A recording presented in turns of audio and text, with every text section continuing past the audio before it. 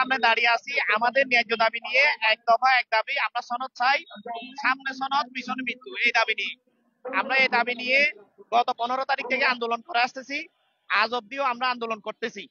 কিন্তু অত্যন্ত দুঃখের বিষয়, গতকালকে পুলিশ আমাদেরকে অতর্কিতভাবে, আমরা যখন শান্তিপূর্ণভাবে আন্দোলন করতেছিলাম, অতর্কিতভাবে আমাদেরকে দিনের 12টার সময় দাওয়া পাল্টা দেওয়া করে, টিয়ার শেল এবং রঙিন পানি এগুলা ছুড়ে, এমনকি রাবার বুলেটও ছুড়ে।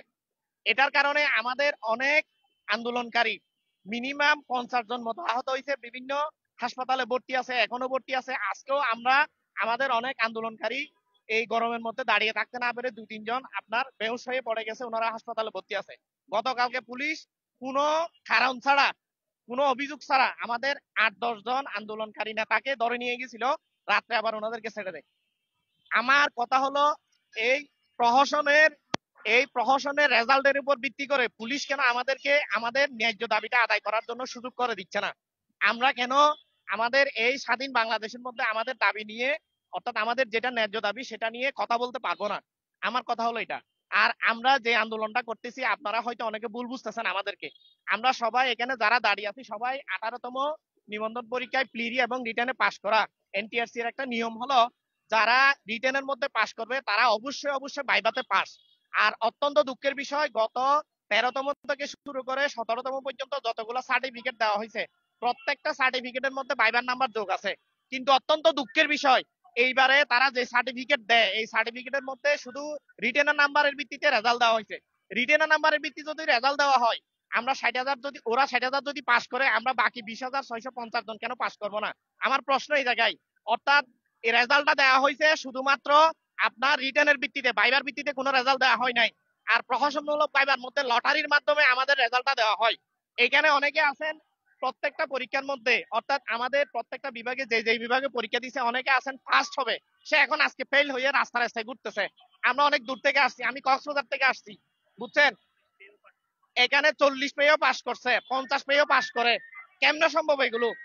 আর আজকে শুনলাম 100 কত জনের রেজাল্ট দিল এনটিআরসি, 133 জনের রেজাল্ট। এটা কেমনে সম্ভব? তো আজকে যদি 133 জনের রেজাল্ট দেওয়া হয়, বাকি আরো 20,000 জনের রেজাল্ট দিয়ে দেওয়া হোক, আমরাও পাস করে ফেলি। আমাদের দাবি হলো আমাদেরকে সনদ দিন। আমরা যদি সনদ পাওয়ার পরে এই গণবিজ্ঞপ্তিতে অ্যাপ্লাই করে চাকরি পাই, আমরা ঠিক আছে। আর যদি না পাই, এটা আমাদের নিজস্ব বিষয়। কারণ এনটিআরসি এর ক্ষেত্রে আপনি অ্যাপ্লাই করে চাকরি পাইলে ভালো, না পাইলে এটা আমাদের নিজস্ব পার্সোনাল বিষয়। এই ভাইবা পরীক্ষা পুরাটা একটা প্রহসন। ভাই 2 মিনিট 2 সেকেন্ড একটা কথা বলে, আপনার নাম কি, আপনি কোন জায়গা থেকে আসছেন, ঠিক আছে জান, আপনি আসতে পারেন, এটা একটা ভাইবা? এটাকে ভাইবা বলা হয়? আমাদের ভাইবার নিয়ম হলো, আমাকে সাবজেক্ট ভিত্তিক প্রশ্ন করা হবে। আমাকে 6টা প্রশ্ন করা হয়েছে, আমি 60টা প্রশ্নের উত্তর দিতে পারছি, ঠিক মতো কথা বলছি, উনি আমার সাথে খুব সুন্দর করে সানন্দে কথা বলছে, এভাবে চলে আসছি। এইখানে যদি আমাকে, আপনাদেরকে আরেকটা জিনিস বলি, ওনারা ভাইবার ভিত্তিতে যেহেতু পাস করায় নাই, তাহলে ভাইবার কথা বলার প্রশ্নই ওঠে না। তারপরেও একটু করে বলি, ভাইবাতে আমি কেমনে ফেল করব? আমি যখন সার্টিফিকেট নিয়ে উপস্থিত হব, এসএসসি, এইচএসসি এবং অনার্স সার্টিফিকেট, তখন আমাকে 12 নাম্বার দেওয়া হবে। এরপরে আমাদের আহ, আপনার অ্যাপিয়ারেন্স যেটা আছে, এটার উপর আমাকে নাম্বার দেওয়া হবে 4। তাহলে আমাদেরকে নাম্বার দেওয়া হবে 4, তাহলে 16 নাম্বার আমি ওখানে পাই। আমি যে প্রশ্নের উত্তর করছি, এই যে আমাকে 6টা প্রশ্ন করা হয়েছে, আমি 4টা প্রশ্নের উত্তর দিতে পারছি, এই 4টা প্রশ্নের জন্য আমাকে উনি 2 নাম্বার দিতে পারেন, তাহলে তো আমি 18 পাই। 18 পেয়ে তো আমি ভাইভাতে পাস করতে পারবো। আমি তারপরেও বললাম, ভাইবার কোনো রেজাল্ট এখানে নাই। আমাদের একটাই দাবি, ভাইবার রেজাল্ট যেহেতু এখানে নাই, তাহলে আমাদেরকে রিটেনের রেজাল্টের ভিত্তিতে পাস করে দেওয়া হোক। আমরা তো রিটেন পাস। আপনারা অনেকেই আমাদের একটাই দাবি থাকবে, আপনারা সব সময় একটা জিনিস প্রচার করেন, সেটা হলো আমরা ফেল করছি, আমরা ফেল করছি। আমরা তো ফেল করি নাই, আমরা তো রিটেন পাস। এমনকি বিসিএস এর মধ্যে রিটেনে পাস করলে ওনাদেরকে একটা নন ক্যাডার জব দেওয়া হয়, আমরা কেন পারবো না? আর রেজাল্ট নাকি রিভিউ করা যাবে না। আমার কথা হলো, বিসিএস এর রেজাল্ট যদি রিভিউ করা হয়, এনটিএস এর একটা সামান্য পরীক্ষা, ওরা তো আমাদেরকে সনদ দিচ্ছে, চাকরি দিচ্ছে না, এই রেজাল্ট কেন রিভিউ করা যাবে না? রেজাল্ট রিভিউ করতে অসুবিধাটা কোথায়? আমরা আপনাদের তরফে, আপনাদের মাধ্যমে আমাদের শ্রদ্ধেয় ডক্টর ইউনূস স্যার, মাননীয় উপদেষ্টা এবং শিক্ষা উপদেষ্টার কাছে একটাই আবেদন করি, আপনারা আমাদের কথাগুলো বুঝুন এবং শুনুন। আমরা কি বলতে চাচ্ছি, আমরা তো ফেল করা প্রার্থী নয়। যারা ফেল করছে তারা তো প্রিলিমিনারিতে শেষ হয়ে গেছে। আমরা তো 18তম রিটেনে পাস করছি। রিটেনে পাস করার পর ভাইভাতে অ্যাটেন্ড করছি। ভাইভাতে অ্যাটেন্ড করার পর ওনারা ওনাদের মতো করে ইচ্ছামূলক ভাবে কেন রেজাল্ট দিবে? আমাদের সবাইকে কেন পাস করাই দিবে না? গত যে নিবন্ধন পরীক্ষাগুলো হয়েছে 16, 17, 15, এগুলোতে পাসের হার আপনার 95%। যারা ভাইভাতে অ্যাটেন্ড করে নাই শুধু তারাই ফেল করছে, আর কেউ ফেল করে নাই, সবাই পাস। ভাইভাতে অ্যাটেন্ড করলেই পাস। এখানে এমন স্টুডেন্টও পাস করে ফেলছে, আপনারা জানেন কিনা জানি না, যে ভাইভাতে একটা প্রশ্ন উত্তর দিতে পারে নাই, সে আবার পাস হয়ে গেছে। আমি প্রশ্নের উত্তর দিয়ে যদি পাস করতে না পারি, যে একটা প্রশ্নের উত্তর দিতে পারে নাই, প্রশ্ন কি বলছে সেটাও বুঝতে পারে নাই, সে যদি পাস করে, আমরা কেন পাস করবো না? আমার প্রশ্ন হলো ওই জায়গায় আমাদেরকে পাস করা দিতে হবে, আমাদেরকে সার্টিফিকেট দিতে হবে। আমি কক্সবাজার জেলা থেকে আসছি, চট্টগ্রামের কক্সবাজার জেলা থেকে। আমরা সনদ চাই, আমাদের একটাই দাবি। আমাদের আন্দোলন আরো তীব্র থেকে তীব্রতর হবে। আমাদের কেন্দ্রীয় কমিটি আমাদেরকে ঘোষণা দিবে, আমরা সেই ঘোষণা মোতাবেক কাজ করব। আমরা আজকে অনেক শান্তিপূর্ণ ভাবে, একদম একেবারে খুব সাবলীল ভাবে আমাদের আন্দোলনটা চালিয়ে নিয়ে যাচ্ছি।